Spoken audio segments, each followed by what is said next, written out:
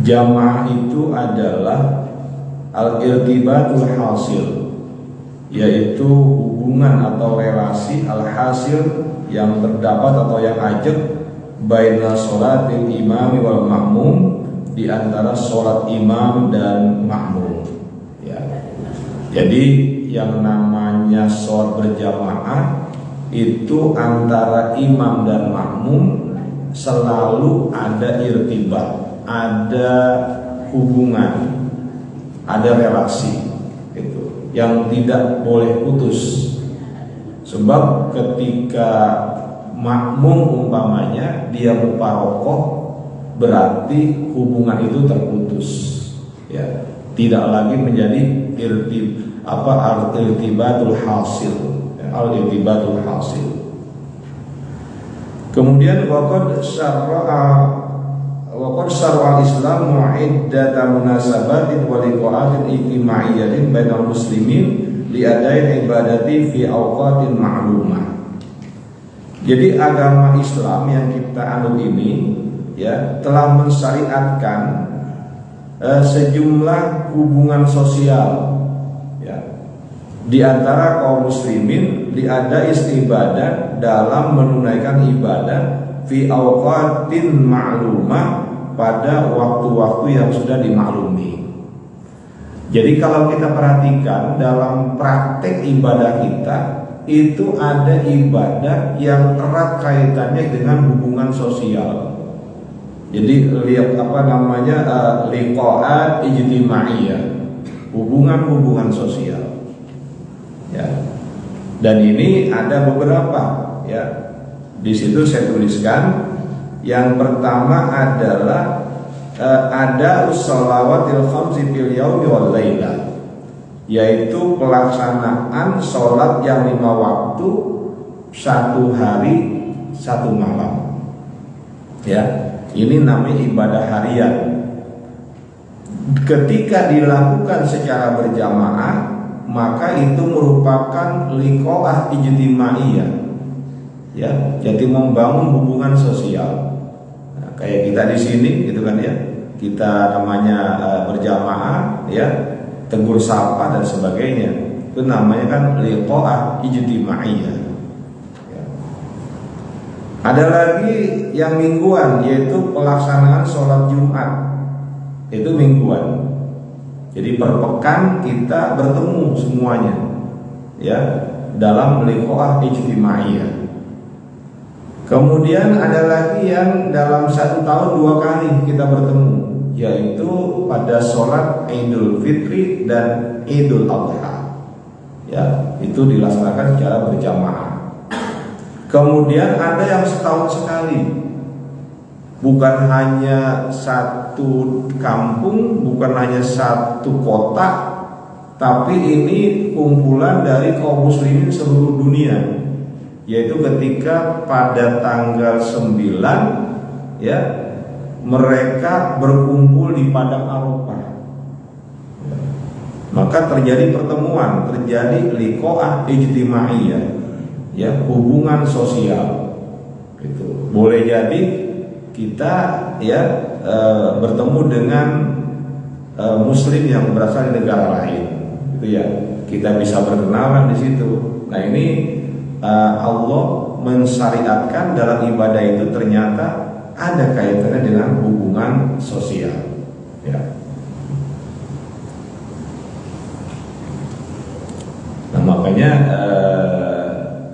sayang ya kalau kita ini kemudian tidak melaksanakan ibadah harian yang 5 waktu tanpa berjamaah gitu, tanpa berjamaah ya. Sayang, kenapa? Di samping memang nanti kita lihat pahalanya besar, juga ada interaksi, ada hubungan sosial di antara kita gitu. Kemudian yang berikutnya, masru'iyatul jamaah wa fadluha wa hikmatuha, disyariatkannya sholat berjamaah, keutamaan sholat berjamaah dan hikmah sholat berjamaah. Al-jama'atu masru'atun bil kitabi was sunnati wal ijma'i. Sholat berjamaah itu disyariatkan berdasarkan Al-Quran, Sunnah, dan ijma. Ya, jadi ketika kita menunaikan sholat yang tadi disebutkan secara berjamaah, ini memang punya sandaran dalilnya. Ya, jadi kuat itu dari mana sumbernya? Al-Quran, Sunnah, ijma. Ya. Nah, terkait dengan dalil Al-Quran, ya, ini ada pada An-Nisa ayat 102. Ya, mungkin Ustaz Hamdi hafal ini. Wa idza kunta fihim, gitu ya. Wa idza kunta fihim faqamta lahumus shalah, dan seterusnya. Ini sebetulnya An-Nisa 102 ini merupakan perintah sholat khauf sebetulnya. Ya. Jadi kalau dalam fikih itu An-Nisa 102 ini berbicara masalah sholatul khauf, sholat ketika dalam kondisi tidak normal, dalam kondisi khawatir gitu. Nah, di situ dalam kondisi darurat saja ayat An-Nisa 102 ini memerintahkan, atau Allah memerintahkan untuk melaksanakan secara berjamaah. Itu dengan cara yang khusus. Nanti ada satu barisan melaksanakan duluan, baris kedua menjaga. Ya, kalau ada 3, ya, begitu seterusnya. Nah, ini apa artinya? Kalau dalam kondisi darurat saja Allah memerintahkan kita untuk berjamaah, apalagi dalam kondisi normal, itu kan menjadi aula, lebih utama. Ya. Jadi sekali lagi memang ayat yang khusus memerintahkan untuk sholat berjamaah memang tidak ada. Tapi ini dipahami dari An-Nisa 102 yang di dalamnya memuat perintah Allah untuk melaksanakan sholat secara berjamaah dalam kondisi mengkhawatirkan, umpamanya perang, gitu ya. Dalam kondisi perang saja umat Islam berjamaah. Nah, sekarang kita dalam kondisi normal, aman. Ya, itu kenapa? Itu lebih utama kita berjamaah, gitu ya. Sehingga oleh ulama fikih ayat 102 surah An-Nisa ini menjadi sandaran dalil bahwa kita ini memang diperintahkan oleh Allah untuk melaksanakan sholat secara berjamaah. Ya.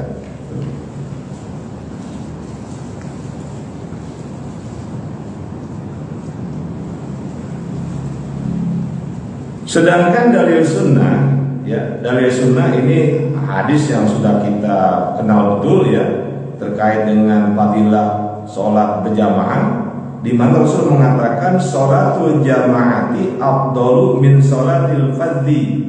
Sholat berjamaah itu lebih utama daripada sholat sendirian.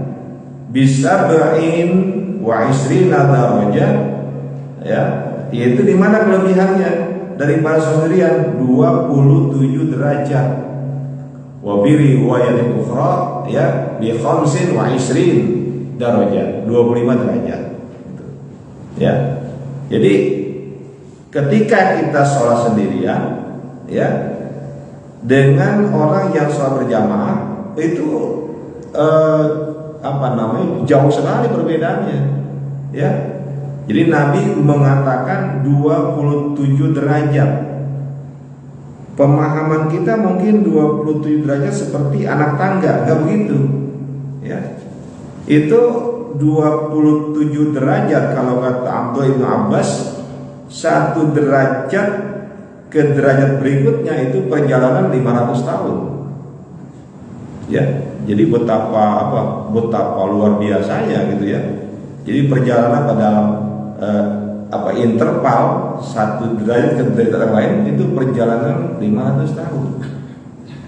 Ya. Maka sayang benar itu. Dalam satu kitab diungkapkan pernah ada orang yang tertinggal sholat jamaah. Ya. Ketika dia tertinggal sholat jamaah, kemana-mana dia cari, udah selesai semua tuh. ya, umpamanya di Al-Muharram udah selesai jamaahnya, cari ke sana selesai sudah semua, ya. Ini ada seorang alim, ya, ahli ibadah, ketinggalan jamaah, maka apa? Itu kalau nggak salah sholat isya, kalau nggak salah. Lalu karena hadis Nabi mengatakan 27, ya, 27 kali derajat perbedaannya, maka dia sholat isya 25 kali, ya. Satu selesai naik lagi, ya, selesai naik lagi, sampai 27 kali sholat. Kenapa? Ingin mengejar yang 27 derajat.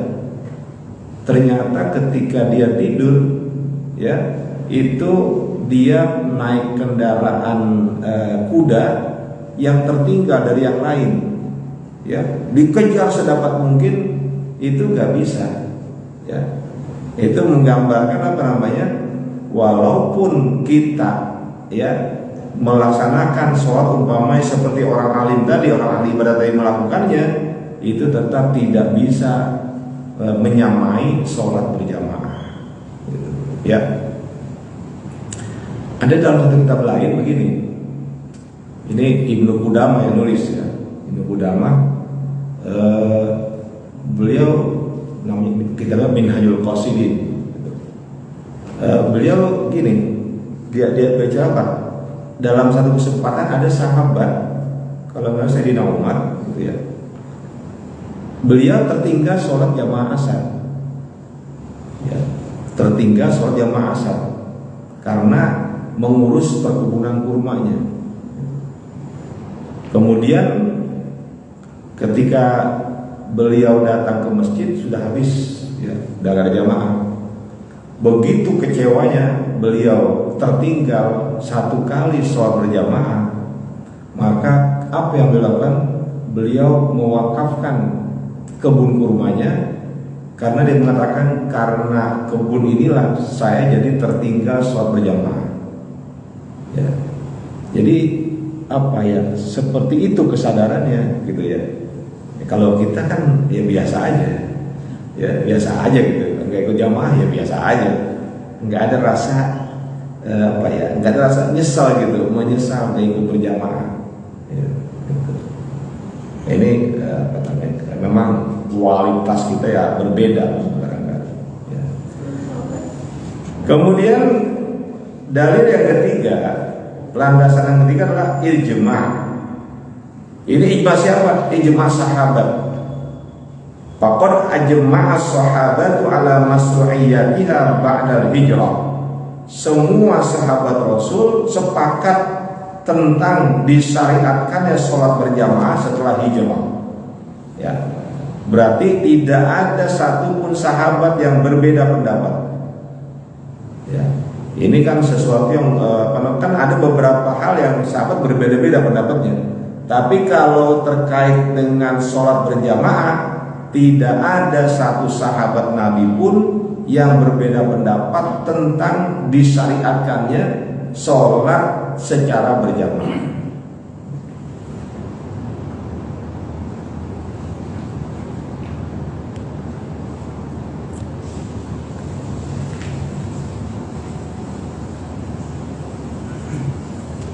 Bahkan banyak itu kalangan para ulama as-salafus sholih, ya, mereka itu menghukum dirinya kalau sholatnya itu ketinggalan takbiratul ihram bersama imam, ya. Jadi mereka itu apa? Menyesali, mengutuk dirinya. Kenapa? Itu karena ketinggalan takbiratul ihram. Umpamanya kita datang nih, ya, imam udah baca Fatihah, udah mau habis, gitu ya. Gitu. Memang kalau kita perhatikan, ya, pasti beda nilainya antara makmum yang ikut imam sejak awal dengan makmum yang baru datang belakangan, ya kan? Itu kan pasti beda, gitu ya. Makanya orang yang dia mengikuti imam, ya, imam dengan mendapatkan takbiratul ihram bersama imam ini punya nilai yang luar biasa.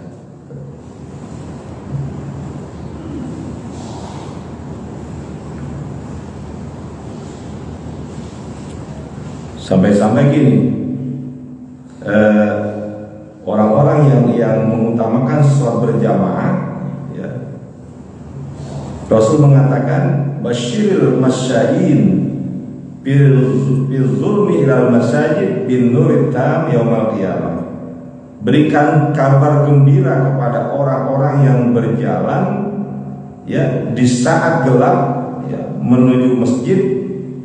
Mereka itu nanti akan mendapatkan cahaya yang sempurna di hari kiamat.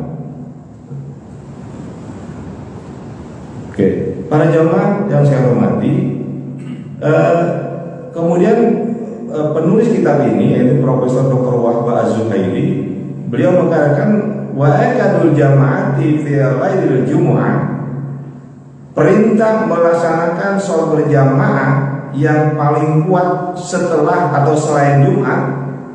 Jadi Jumat itu yang tertinggi, ya, gitu. Yang pertama adalah jama'atus subhi.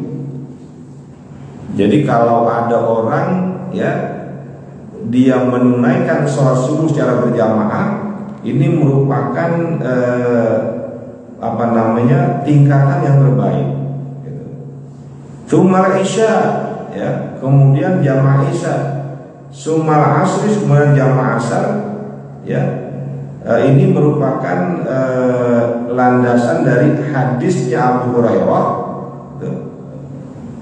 karena Nabi mengatakan bahwa orang yang kalau dia tahu tentang sholat isya dan subuh, ya, pasti mereka akan datang walau habwan, walaupun sambil merangkak. Jadi walaupun sambil merangkak, kata Nabi, kalau dia tahu, ya, tentang keutamaan berjamaah sholat isya dan sholat subuh, maka dia tetap akan datang ke masjid atau mushola walaupun dalam keadaan merangkak. Kemudian lagi, kalau saja kata Nabi, manusia tahu tentang shop yang pertama, keutamaan shop yang pertama, gitu, kecuali mereka itu tidak mendapatkannya kecuali pakai cara diundi, pasti mereka mau ikut undian. Umpamanya nih, ya, siapa yang bisa berhasil di shop pertama, pada berebut ada diundi, ya, maka dia pasti kepengen, ya, kepengen diundi itu, ya. Kadang-kadang kita ini baris pertama nggak mau, ya, dorong-dorong gitu. Padahal Nabi katakan begitu, ya. Seandainya saja manusia itu tahu tentang keutamaan baris pertama sholat jamaah, maka mereka akan memperebutkannya walaupun harus diundi. Kemudian Nabi mengatakan begini dari riwayat Utsman bin Affan, man sholal isya fi jama'atin faka'anna maqama nisfal lail. Barang siapa yang menunaikan ibadah sholat isya secara berjamaah, seolah-olah dia telah menghidupkan separuh malam. Ya. Wa man sholat subha fi jama'atin faka'anna ma sholal laila kullah. Barang siapa yang sholat subuh berjamaah, seolah-olah dia itu setelah sholat sepanjang malam, total semuanya. Ya.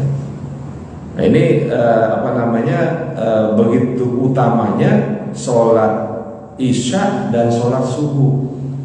Lalu kenapa setelah itu asar menempati posisi ketiga? Karena asar itu oleh banyak riwayat dikatakan itu merupakan sholatul wusta, ya, gitu. Di sana ada perintah untuk hafizu ala sholawati was sholatil wusta. Jadi jagalah sholat-sholatmu dan sholat wusta. Itu hampir semua ulama sepakat yang dimaksud sebutan sholat wusta adalah sholat asar. Maka para ulama membuat tingkatan. Yang terkuat perintah untuk jamaah adalah subuh, isya, asar. Ya. Baik, para bapak yang saya hormati, ya, terutama subuh ya, subuh. Kalau begitu sayang benar itu, karena kalau kita subuhnya nggak berjamaah, berarti kita nggak dapat fadilah itu. Ya. Padahal Rasul mengatakan tadi sama saja dia itu apa? Menegakkan ibadah semalam suntuk, penuh semalam kulub semuanya. Nah, nanti kita isya berjamaah, sama juga kita menegakkan ibadah separuh malam. Kalau mari biasa ya, mari penuh gitu ya, mari penuh. Gitu. Kalau isya enggak, mulai apa? Mulai sedikit isya, gitu ya, isya. Subuh lebih sedikit lagi, ya, lebih sedikit lagi. Kemudian zuhur kadang banyak, tapi asar juga mulai agak berat itu. Ya, asar itu berat. Kadang tanggung kita asar. Ada pekerjaan yang belum selesai, ya, masuk waktu asar, wah tanggung. Gitu. Ya, lagi asik main bola, ya, sudah masuk waktu asar, makin asik tuh, makin kesana makin enak permainannya. Ya, itulah gangguan pada sholat yang diutamakan untuk dilakukan secara berjamaah. Yang berikutnya, wa hikmatuha, hikmah sholat berjamaah. Yang pertama, tahqiqut ta'allubi wa ta'arubi wa ta'awuni bainal muslimin. Ya. Jadi yang pertama mewujudkan ta'alluq mewujudkan rasa cinta, wa ta'aruf dan rasa saling mengenal, wa ta'awun dan rasa saling menolong bainal muslimin di antara umat Islam. Ya, kita kalau ketemu jamaah tuh muncul ya simpati, senang, kangen gitu. Ya. Seperti itu. Kalau ada teman yang punya masalah, kita bantu. Itu kan karena apa? Karena sering ketemu saat berjamaah. Ya. Kemudian yang berikutnya wa gharasa usul mahabbah wal wuddi fi qulubihim. Salat berjamaah itu akan gharas, menumbuhkan, ya, akan menanamkan usul mahabbah, ya, dasar-dasar kecintaan, wal wud dan kasih sayang fi qulubihim, di hati kaum muslimin. Ya, pokoknya kalau kita udah rutin gitu ya, ketemu dengan teman-teman di masjid, di musola, itu mulai tumbuh tuh gharas, tumbuh rasa cinta, ya, simpati dan sebagainya itu.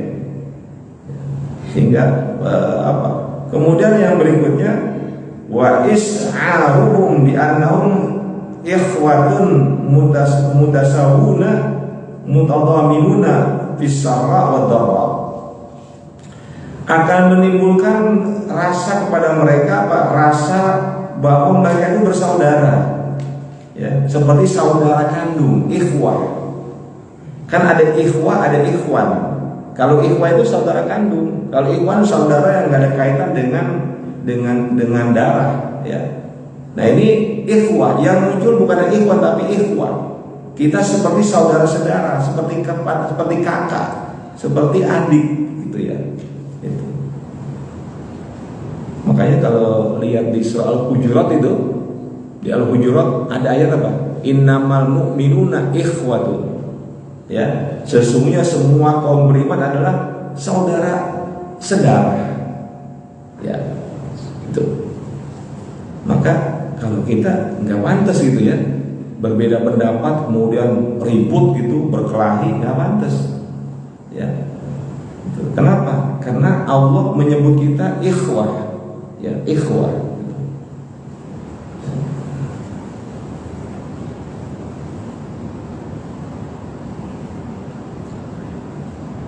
Jadi akan akan ada rasa bahwa kita ini seperti saudara-saudara yang setara, Ya, nggak ada tuh di masjid itu, di musola ketika jamaah kita itu kemudian merasa paling hebat karena kita pejabat, ya, atau kita ini paling hebat karena kita ini ulama, kan tidak seperti itu, ya.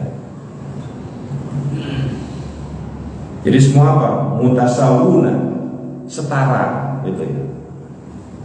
Mutadhaminuna, saling mendukung, saling membantu. Bisarra wa dharra, di saat suasana menyenangkan atau di saat suasana tidak menyenangkan, ya. Makanya Pak Kiai Haji Sahal Mahfuz, ya, Kiai Sahal Mahfuz, dia memaknai sholat berjamaah itu melambangkan kemajuan Islam sebetulnya, ya. Kenapa? Dia katakan bahwa dalam sholat berjamaah itu ada wahdatul wijhah, kesatuan arah.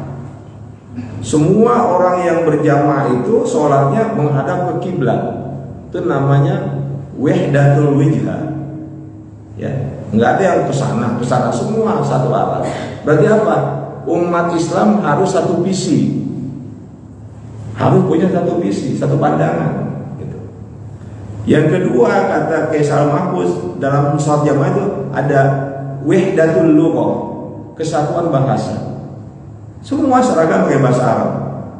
Tidak ada yang kemudian masing-masing dengan bahasa daerahnya, ya, itu. Kemudian yang ketiga kata beliau apa? Wahdatul harakah, kesatuan gerak. Semua sama gerakannya. Imam berdiri semua berdiri, imam ruku semua ruku, ya, imam idal semua idal. Nah, kita pun dalam berjuang harus begitu, ya. Ada kesamaan visi, kesamaan bahasa, kesamaan gerak, ya, gitu. Itu dilambangkan seperti itu oleh Kiai Haji Sahal Mahfuz almarhum. Oke. Kemudian yang terakhir terkait dengan hikmah atau hukum sholat jamaah. Faqala Hanafiyah wal Malikiyah, kalangan ulama Hanafiyah dan Malikiyah mengatakan al-jama'atu bil faraidi ghairul jumu'ati sunnatun muakkadah. Sholat berjamaah untuk sholat fardu selain Jumat hukumnya sunnah muakkadah.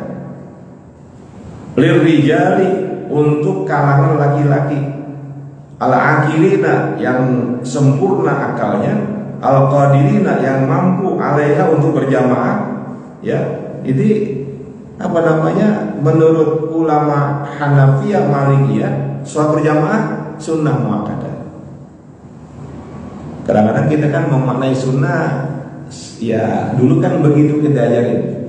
Sunnah apa itu? Sunnah kalau dikerjakan berpahala, kalau tidak dikerjakan tidak berdosa.